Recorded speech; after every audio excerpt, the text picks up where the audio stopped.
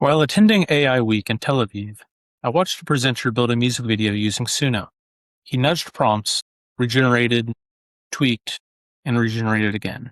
Not because he could fully explain what was missing, but because he could feel it. The groove was slightly off, the texture was too glossy, the difference between close and right was obvious to a musician and frustratingly hard to name. That moment highlighted something artists know well. Musicians often operate on feel, and they are frequently at a loss for words when asked to describe the feeling they are trying to deliver. They navigate by small edits, guided by an internal objective that is stable enough to steer their work, but not always easy to compress into explicit language. There are meaningful distinctions we can reliably perceive and act on, even when we cannot cleanly articulate them. And this is not limited to music. You might know that an argument is weak before you can explain exactly why. You might sense that the tone of the conversation is wrong without being able to identify the offending sentence. You may detect that a story is internally inconsistent before you can locate the contradiction. Human beings can perceive, compare, and navigate meanings that we cannot always define precisely. That creates a fundamental problem for large language models. Large language models interact with the world through tokens. Tokens are discrete units.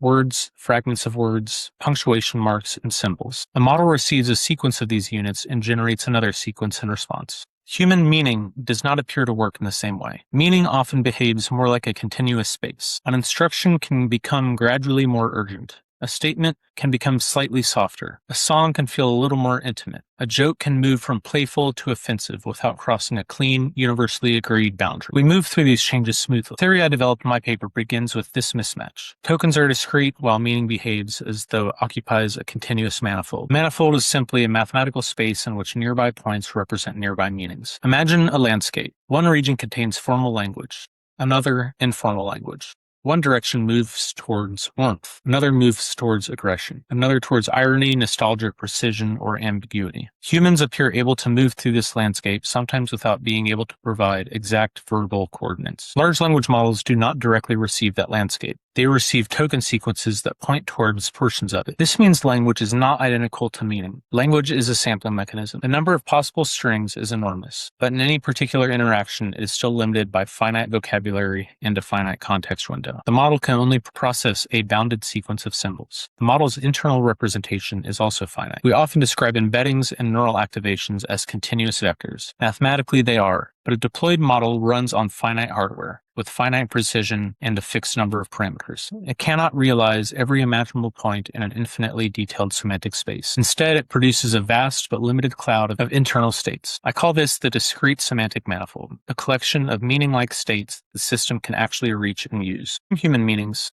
may be represented very well. Others may be represented only approximately. Some may be unstable, with tiny prompt changes sending the model somewhere very different. Still others may not be reliably reachable at all. This helps explain why prompting can sometimes feel like searching for a radio station between frequencies. The intended meaning may exist clearly in your own mind, yet every formulation produces static or a nearby station. The problem is not necessarily that the model lacks intelligence. The problem may be structural. You are attempting to transmit a continuous or partially inexpressible target through a discrete and bounded interface. When a model produces, that does not automatically mean it has landed on a stable, coherent meaning. First question is representational. Does the internal state correspond to something humans would recognize as a meaningful concept? The second question is evaluative. Should that meaning be accepted as correct, safe, or useful? These are different problems. A model might generate a perfectly coherent falsehood. It has represented a clear meaning, but that meaning should not be endorsed. In another case, the output may be grammatically correct, yet semantically confused. The model has produced language, but it may not have reached a stable meaning at all. Modern AI systems are not just generators. They're usually generators combined with verifiers. The generator produces possible answers. The verifier may be a human reviewer, a factual database, a safety system, a set of business rules, or another model. The operational capabilities of the full system are therefore defined by two boundaries: what can be generated and what can be reliably.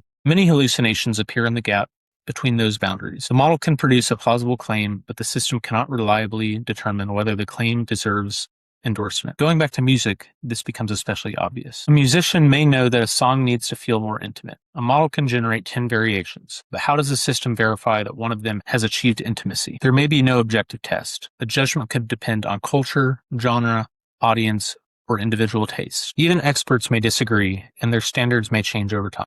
This creates not only a representation gap, but a verification gap. The system may be capable of generating the desired effect without being able to prove that it has done so. This framework suggests that some familiar weaknesses of large language models are deeper than ordinary engineering bugs. Prompt sensitivity may reflect unstable movement across the model's internal semantic states. Hallucinations may reflect a gap between generatable and verifiable meaning. Difficulty with tone, aesthetics, or cultural context may result from meanings that are only partially compressible into language. Better models will reduce many of these problems.